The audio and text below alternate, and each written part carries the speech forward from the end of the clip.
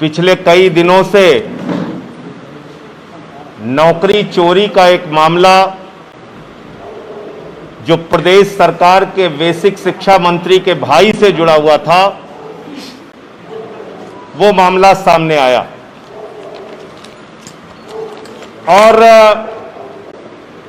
आम आदमी पार्टी बार बार मांग कर रही थी और आज भी कर रही है कि इस्तीफा मंत्री का होना चाहिए, इस्तीफा फर्जीवाड़ा करने वाले का होना चाहिए, इस्तीफा जिनके प्रभाव से गरीब कोटे में अपने भाई को नौकरी दिलाई गई वो मंत्री का होना चाहिए। लेकिन आज जब पकड़ी गई चोरी तो मंत्री के भाई का इस्तीफा करवा दिया गया। मंत्री का भाई तो एक चोरी की घटना है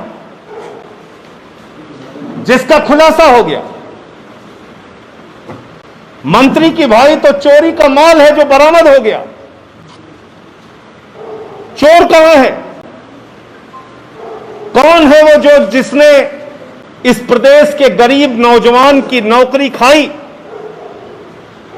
और वो कोई और नहीं, प्रदेश के बेसिक शिक्षा राज्य मंत्री सतीश द्विवेदी जी हैं। उनको एक मिनट भी अपने पद पर बने रहने का अधिकार नहीं, उनको इस्तीफा दे देना चाहिए अपने पद से। आज एक नहीं अनेकों प्रमाण लेके मैं आपके पास आया हूं, जिससे मंत्री के भ्रष्टाचार भी सामने आएंगे, उनके भाई को कैसे नौकरी दिलाई गई, कैसे ईडब्ल्यूएस सर्टिफिकेट बनाया गया, वो मामला भी सामने आएगा। मंत्री के भाई का जो ईडब्ल्यूएस सर्टिफिकेट बना है वो सर्टिफिकेट बना है 2019 का। ईडब्ल्यूएस सर्टिफिकेट की जो वैधता होती है वो वैधता होती है 1 साल की। नोट कर लीजिए, 1 साल की वैधता होती है। तो 1 साल की वैधता वाले सर्टिफिकेट को 2 साल बाद दिखाकर अगर नौकरी ली गई तो इसके पीछे जिम्मेदार कौन है?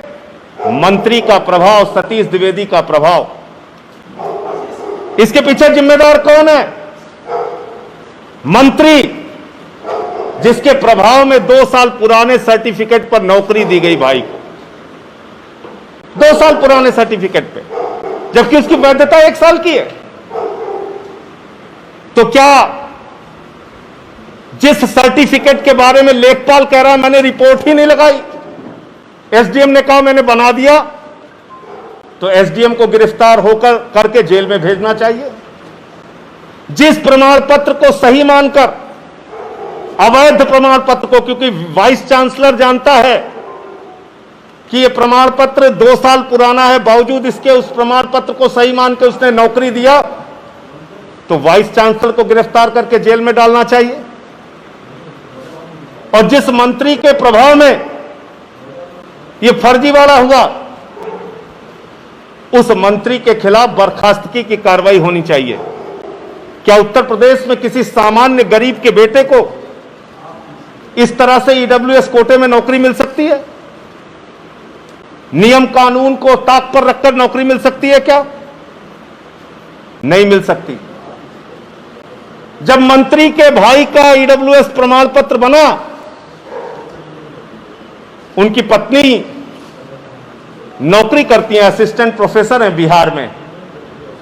खुद मंत्री जी के भाई वनस्थली विश्वविद्यालय राजस्थान में नौकरी करते थे, लेकिन उनका गरीबी के कोटे का सर्टिफिकेट बन गया। यह क्या संभव है कि बगैर सतीश द्विवेदी के प्रभाव के बन गया? और मैंने सुना मंत्री जी कह रहे थे मैं भी गरीब हूं, मेरा भाई भी गरीब हो सकता है, इसमें किसी को क्या आपत्ति है? मंत्री तो गरीब है ही हैं। अब वो मंत्री जी कैसे गरीब है मैं एक एक करके आपके सामने बता रहा हूं, और कितने गरीब हैं। और 17 में मंत्री बनने के बाद उनकी गरीबी का प्रमाण है मेरे पास। उन्होंने अपने गरीबी के दिनों में क्या क्या किया। और आज मैं पूछना चाहता हूं उत्तर प्रदेश के बेसिक शिक्षा राज्य मंत्री से और उत्तर प्रदेश सरकार के मुखिया आदित्यनाथ जी से कि ऐसे मंत्री को आपने अपनी सरकार में कैसे रखा हुआ है जिसने गरीब नौजवान की नौकरी खाई, नंबर 1, और जिसने मंत्री रहते हुए अनाप शनाप तमाम जमीनें खरीदकर भ्रष्टाचार में आतंक डूबा हुआ है जो मंत्री, उसको अभी आप अपनी सरकार में कैसे रखे हुए हैं? मुख्यमंत्री जी, आप अपने आप को कहते हैं कि हम ईमानदारी की सरकार चला रहे हैं। यह आपकी ईमानदारी की सरकार? उत्तर प्रदेश में बीटीसी शिक्षक निकल के आए, उनको लाठियों से पिटवाया जाएगा। शिक्षा मित्र आए तो सर मड़वाएं महिलाएं, सुहागिन महिलाएं। ग्राम विकास अधिकारी के नौजवान आए तो उनको लाठियों से पीट के लहूलुहान कर दिया जाएगा। पुलिस भर्ती के नौजवान आए तो उनको पीट के लहूलुहान कर दिया जाएगा। उत्तर प्रदेश के नौजवानों को मार मार के उनको मां बहन की भद्दी भद्दी गालियां देके सड़कों पे खींचा जाएगा। और मंत्री के भाई को फर्जी सर्टिफिकेट के आधार पर नौकरी दी जाएगी और अभी भी वो मंत्री बने हुए हैं। ये एक एक करके मैं बता रहा हूं आपको। ये एक जमीन मंत्री जी ने खरीदी है जफर अली नाम के व्यक्ति से, जिसका मार्केट वैल्यू जिस जमीन की है 7 करोड़ रुपए। जिस जमीन की मार्केट वैल्यू 7 करोड़ रुपए है, सर्किल रेट 1,26,29,000 है और वो जमीन मंत्री जी ने मात्र 20 लाख रुपए में खरीदी है।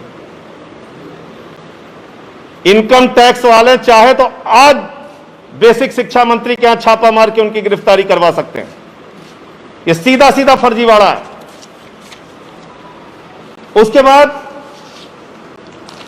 मंत्री जी ने ग्राम कंदालालपुर में एक जमीन खरीदी अपनी माता जी के नाम पे।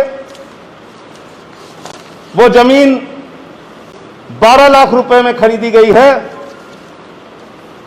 जिसका सर्किल रेट 65,45,000 रुपए है और जिसकी बाजार की वैल्यू कम से कम 5 करोड़ रुपए की है। तीसरी जमीन ग्राम इटवा, ये तीसरा, ये 3 लिखा होगा, हाँ लिखा होगा। ये इसके विक्रेता हैं रमेश चंद और ये भी मंत्री जी के माता जी के नाम पे है कालंदी। इसका सर्किल रेट 22 लाख रुपए है और इसको खरीदा गया है 20 लाख रुपए में और इसकी मार्केट वैल्यू जो है वो लगभग 2 करोड़ रुपए की है। तीसरा ग्राम सनीचरा में जमीन खरीदी गई है, विक्रेता है तिलकराम, क्रेता है कालिंदी जी, उनकी माता जी। और यह जमीन जिसका सर्किल रेट 23,69,000 रुपए है, यह मंत्री जी ने खरीदी है 8 लाख रुपए में और इसकी मार्केट वैल्यू कम से कम 2 से 3 करोड़ रुपए है। और ये सारी जमीनें उत्तर प्रदेश के बेसिक शिक्षा राज्य मंत्री सतीश द्विवेदी जी ने मंत्री बनने के बाद खरीदी है। मंत्री बनने के बाद तो मंत्री जी आपकी आय कहां से हुई, आपकी आमदनी कहां से हुई? आदित्यनाथ जी की सरकार में बैठ के मंत्री बन के क्या बच्चे के जूते में जो फर्जीवाड़ा हुआ वो जूते वालों ने ये पेमेंट किया है? क्या इन जमीनों का पेमेंट जो गरीब बच्चों के लिए स्वेटर फटे हुए आए उन स्वेटर के पैसों से किया गया है? क्या गरीब बच्चों को जो नमक रोटी खाने के लिए दी गई और उस पर एक पत्रकार ने खुलासा किया तो उस पर मुकदमा कर दिया गया, वो मिड डे मील का पैसा खाकर ये जमीनें खरीदी गई हैं? क्या जो जर्जर बिल्डिंग उत्तर प्रदेश में गवाह है इस बात की कि कैसे उत्तर प्रदेश में शिक्षा के विद्यालय शिक्षण संस्थान बदहाल हैं, क्या उन पैसों से जमीन खरीदी गई? और अभी तो ये शुरुआत है। ऐसे कई कागज में आने वाले दिनों में आप लोगों के सामने रखने जा रहा हूं उत्तर प्रदेश के मंत्री से संबंधित, जो अपने आप को गरीब कहते हैं। ये इनके गरीबी का प्रमाण पत्र। ये सारे मामले मैं उत्तर प्रदेश के लोकायुक्त में जांच के लिए देने जा रहा हूं। इसकी शिकायत करूंगा, लोकायुक्त में इस भ्रष्टाचार की शिकायत करूंगा और भी जो कागजात मिलेंगे उसको भी उसके साथ जोड़ूंगा। मंत्री को, आदित्यनाथ जी को तुरंत बर्खास्त करना चाहिए। उनको 1 मिनट भी अपने पद पर बैठने का अधिकार नहीं है। जो एसडीएम, जो वीसी, फर्जी प्रमाण पत्र जिसने बनाया, उन लोगों को गिरफ्तार करके जेल में डालना चाहिए। और उत्तर प्रदेश में एक उच्च स्तरीय जांच होनी चाहिए, कहां ऐसे ऐसे मंत्रियों के रिश्तेदारों को किन किन नौकरियों में रखा गया, और उन लोगों के खिलाफ भी कार्रवाई होनी चाहिए। मैं धीरे धीरे करके और भी जो माननीय मंत्री उत्तर प्रदेश में बत्तियों में घूम रहे हैं, एम्बेसडर में घूम रहे हैं, बंगलों में रह रहे हैं, उनसे संबंधित जो कागजात आएंगे वो आपके सामने करेंगे। लेकिन आज मैं सिर्फ इतना कहना चाहता हूं कि मंत्री के भाई का इस्तीफा कराकर ये ड्रामा और नौटंकी करने से काम नहीं चलेगा। ये एक बहुत बड़ा गुनाह और अपराध है जो जानबूझकर संविधान की शपथ लेने वाले एक मंत्री ने किया। जो मंत्री 1621 शिक्षकों की मौत को 3 गिनता है, जो मंत्री उत्तर प्रदेश में शिक्षा की बदहाली के लिए जिम्मेदार है और तमाम जमीनें खरीद कर बैठा हुआ है, उस मंत्री के ऊपर कार्रवाई होनी चाहिए, उस मंत्री की जांच होनी चाहिए, नंबर 1। दूसरी बात, कल एक वीडियो देखा हम लोगों ने, मन बड़ा द्रवित हो गया। आदित्यनाथ जी की सरकार ने बड़े बड़े दावे किए पिछले दिनों, कोरोना कम हो रहा है, ये हो रहा है, वो हो रहा है, हर जगह दौरे कर रहे हैं, जिस गांव में जा रहे हैं कोई मिलने आ जा रहा है तो उसको लाठियों से पिटवा रहे हैं, महिलाएं हों, डॉक्टर हों, पकड़ पकड़ के गिरफ्तार किया जा रहा है। तो आप जाते क्यों हैं जिलों में? जब आप किसी की सुनना नहीं चाहते, किसी से मिलना नहीं चाहते,